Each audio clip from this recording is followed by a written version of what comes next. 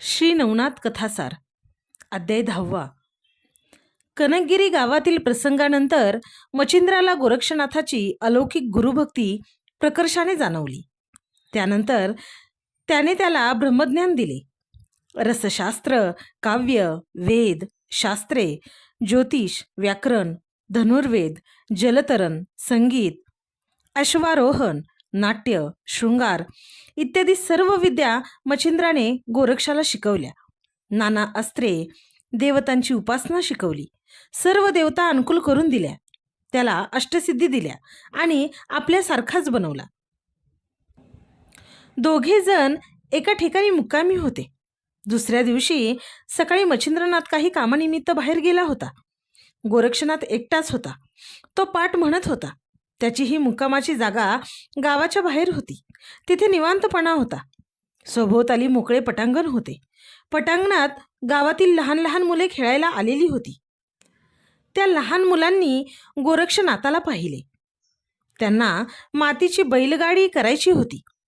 ती त्यांना काही केल्या जमत नव्हती. म्हणून शेवटी ते गोरक्षनाथाकडे गेले. त्याला मातीची गाडी करून देण्याची विनंती त्यांनी केली. गोरक्षनाथ आपल्या पाठात व्यत्यय आल्यामुळे मुलांवर चिडला. तो त्यांना म्हणाला, मला अभ्यास आहे. तुमची खेळणी तुम्हीच तयार करा. जा, पळा इथून. मुलं त्याच्यापासून दूर झाली. त्यांनी स्वतःच परत प्रयत्न सुरू केले. खूप प्रयत्न करून त्यांनी ओबडधोबड का होईना पण मातीची बैलगाडी बनवली. पण आता त्यांना गाडीवर बसण्यासाठी गाडीवान हवा होता. तोही त्यांना बनवता आला नाही. पण शेवटी ती मुले गोरक्षनाथाकडे गेली. त्याला सर्वजण म्हणाले, आम्ही कशी तरी गाडी बनवली, पण गाडीवान काही आम्हाला बनवता येईना. आम्हाला किमान गाडीवानाचा पुतळा तरी बनवून दे ना. तुला येतोय म्हणून सांगतोय आम्ही, आणि आम्हाला येत असता तर आम्ही तुला त्रास दिला नसता. दे ना आम्हाला पुतळा बनवून. गोरक्षनाथ त्यावेळी संजीवनी मंत्राचा पाठ म्हणत होता. शेवटी मुलांची कळकळीची विनंती त्याने मान्य केली. त्याने ओल्या चिकणमातीचा एक लहानसा मनुष्याकृती पुतळा बनवला. तो हा पुतळा बनवत असताना संजीवनी मंत्राचा पाठ म्हणतच होता. त्याचा परिणाम मात्र खूप वेगळा झाला. त्याने बनवलेल्या पुतळ्यातील माती, चिखल आपोआप नाहीशी होऊन त्या पुतळ्यातून खरोखरीचा बालक निर्माण झाले आणि ते बालक मोठमोठ्याने रडू लागले. गोरक्षनाथाने मातीपासून खरोखरीचा बालक निर्माण केल्याचे पाहून ती सर्व लहान मुले खूप घाबरली. भूत भूत, अरे पळा, भूत आलं, असं एकमेकांना सांगत ओरडतच ती पळत गावाच्या दिशेने सुटली. तिकडून मच्छिंद्र येत होता. मच्छिंद्राने त्या सर्व मुलांना थांबवले. मुलांकडून त्याने घडलेला सर्व वृत्तांत समजून घेतला.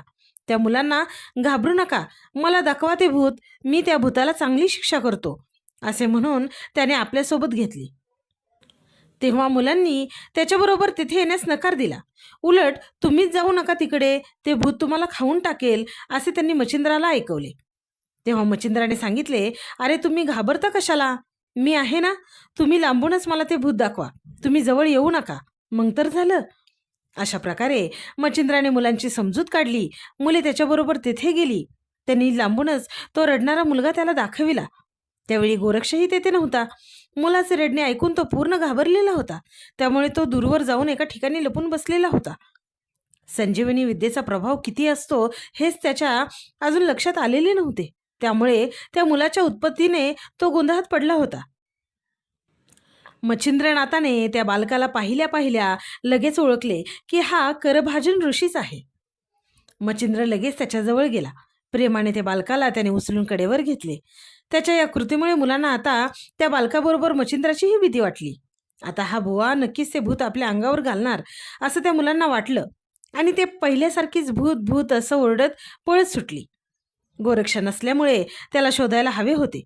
मुलांप्रमाणेच त्यालाही भीती वाटली असणार असा मच्छिंद्राने तर्क बांधला.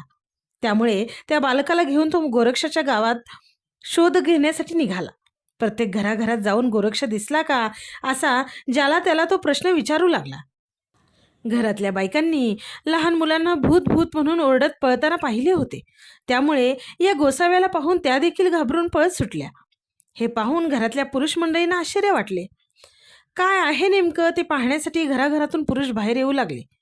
प्रत्येक जण त्याला विचारू लागला, मुलांना का घाबरवतोस रे, कोणाचे मूल पळवून आणले आहेस. तेव्हा मच्छिंद्र प्रत्येकाला सांगत होता, घाबरण्यासारखं काही नाही. गोरक्षनाथ नावाचा माझा एक शिष्य आहे. तो कुठेतरी लपून बसला आहे. मला तो सापडत नाही. त्याचा शोध मी घेतोय.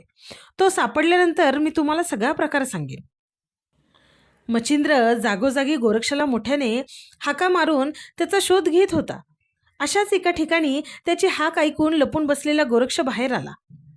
मच्छिंद्राच्या हातात त्याने ते बालक पाहिले, त्यामुळे तो पुन्हा पळू लागला. त्या बालकाची गोरक्षाला भीती वाटत असावी असा विचार करून मच्छिंद्राने बालकाला एका जागी स्वच्छ कापडावर ठेवले. गोरक्षाला त्याने थांबवले. त्याला काय घडले ते बारकाव्यानिशी विचारले. गोरक्षाने घडलेला सर्व प्रकार इत्तमभूत सांगितल्यावर मच्छिंद्र त्याला म्हणाला, तू याला ओळखलं नाहीस का? संजीवनी मंत्रामुळे त्या पुतळ्यात प्राण आले हे तुझ्या लक्षात आलं नाही का? हाच करभाजन ऋषी आहे. तो स्वतः जन्म घेऊन आला आहे. आपण आता त्याचे नाव गहिनीनाथ ठेवायचे. चल माझ्याबरोबर. आता आपल्याला त्याचे पालनपोषण करायला पाहिजे. मच्छिंद्राने एवढे सांगितल्यानंतर गोरक्षाची भीती कमी झाली. गुरुजी, संजीवनी मंत्राचा दुरुपयोग तर झाला नाही ना माझ्या हातून? तुम्ही माझ्यावर रागवू नका हो, असे म्हणून गोरक्षाने मच्छिंद्राची क्षमा मागितली. हा सर्व प्रसंग लोक आश्चर्यचकित होऊन पाहत होते. त्यामुळे मच्छिंद्राला लोकांना काही सांगायला लागलंच नाही. मच्छिंद्रांनी त्या बालकाला तेथेच उचलून घेतलं. गोरक्षाबरोबर ते आपल्या मुक्कामाच्या जागेवर गेले. तेथे त्यांनी वस्त्राची झोळी केली. 2 झाडांच्या बुंद्यांना ती झोळी बांधली. मच्छिंद्राने मुलाला झोळीत ठेवून त्याला झोके देऊ लागले. त्या मुलाचे पालनपोषण ते करू लागले. मच्छिंद्रनाथांचे योग सामर्थ्य गावकऱ्यांना कळून चुकले होते. ते त्यांची फार स्तुती करत असत. संजीवनी मंत्राचे सामर्थ्य ज्याच्याकडे असल्यामुळे ब्रह्मदेव व शुक्राचार्य यांच्यापेक्षा देखील हा योगी श्रेष्ठ असल्याचे ते म्हणत असत. मुलाला पाहण्यासाठी स्त्रिया पुरुष त्याच्याकडे अधूनमधून वारंवार येत असत. स्त्रियांना मात्र कायम वाटे की या योग्याच्या हातून याचे योग्य पालनपोषण होणार नाही. त्याचे पालनपोषण एखादी स्त्रीच उत्तम रीतीने करू शकेल. त्या दिशेने त्यांचे विचार चालू असतानाच त्यांना गावातील मधू, गंगाबाई या ब्राह्मण दाम्पत्याची आठवण झाली. या दाम्पत्याला एकही मुलबाळ नव्हते. गंगाबाई ही स्वभावाने खूप चांगली आणि दयाळू स्त्री होती. तिच्या ओटीत जर आपण हा मुलगा घातला तर ती त्याचे चांगले पालनपोषण करेल असे गावातील बऱ्याच महिलांना वाटले. तसे त्यांनी मच्छिंद्रनाथांना सांगितले. त्या सर्व महिलांच्या विनंतीवरून त्याने त्या जोडप्याला बोलवले. तो गंगाबाईला म्हणाला, माई, हा मुलगा कोणी साधासुद्धा मुलगा नाही. हा नवनारायणांपैकी एक करभाजन ऋषी आहे. त्याची थोरवी गहन आहे, म्हणून याचे नाव आम्ही गहनी ठेवले आहे. याचे संगोपन पालनपोषण व्यवस्थित कर. हा तुझा मुलगा म्हणून सर्वत्र प्रसिद्धीस येईल. आणि हो, एक महत्त्वाचे सांगतो, आजपासून 12 वर्षांनी माझा हा शिष्य गोरक्ष येथे येईल. तो तुझ्या या मुलाला योग दीक्षा देईल. त्यावेळी तो मुलगा जगाच्या कल्याणासाठी तू गोरक्षनाथाकडे परत दे. मच्छिंद्रनाथांचे सर्व बोलणे गंगाबाईने मनापासून ऐकून घेतले. त्यानंतर ती म्हणाली, स्वामीजी, हा बालकपुत्र म्हणून तुम्ही मला द्याल. मी त्याचे उत्कृष्ट पालनपोषण करीन. मला अपत्य नाही. हा माझा म्हणूनच मी सांभाळेन. पण फक्त 12 वर्षच याचे मी का पालनपोषण करू? तुम्ही त्याला परत नेणार असाल तर याच्या लहानपणाच्या खस्ता मी कशासाठी काढू? याची भाडोत्री आई का हो? यावर तुम्ही मला म्हणाल की याविषयी ममता धरू नको. पण स्वामीजी, मीच तुम्हाला विचारते, तुम्ही संन्यासी असूनही 12 वर्षानंतर तरी या मुलाविषयी एवढी माया लोभ कशाला ठेवता? तुम्हीच मला समजून घ्या ना. त्यावर मच्छिंद्र म्हणाला, माई, तुमच्या मनाप्रमाणे इच्छेप्रमाणे सर्व हो. तुझाच मुलगा म्हणून जग याला ओळखेल. आम्ही याच्याविषयी कोणताही लोभ ठेवत नाही. परंतु एवढं मात्र खरं की 12 वर्षानंतर गोरक्षनाथ येऊन त्याला योग दीक्षा देईल. आम्ही आता जातो. याला तूच उत्तमरित्या सांभाळ. सर्व गावकऱ्यांच्या साक्षीने मच्छिंद्राने गहणीला गंगामाईच्या ओटीत घातले. गंगामाईनेही वात्सल्य भावाने गहणीचा स्वीकार केला. गावकऱ्यांनी ढोलताशाच्या गजरात पालखीत बसवून गहणीला गावात गंगामाईच्या घरी आणले. सर्वांनाच आनंदाचे भरते आले. काही दिवसानंतर मच्छिंद्र गोरक्षाने ते गाव सोडले. पुन्हा एकदा मच्छिंद्राने वाटेत वेगवेगळ्या प्रकारचे गोरक्षाची परीक्षा पाहिली.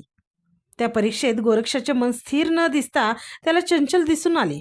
त्यामुळे गोरक्षाला बद्रिकाश्रमात ठेवण्याचा मच्छिंद्राने विचार केला. फलश्रुती.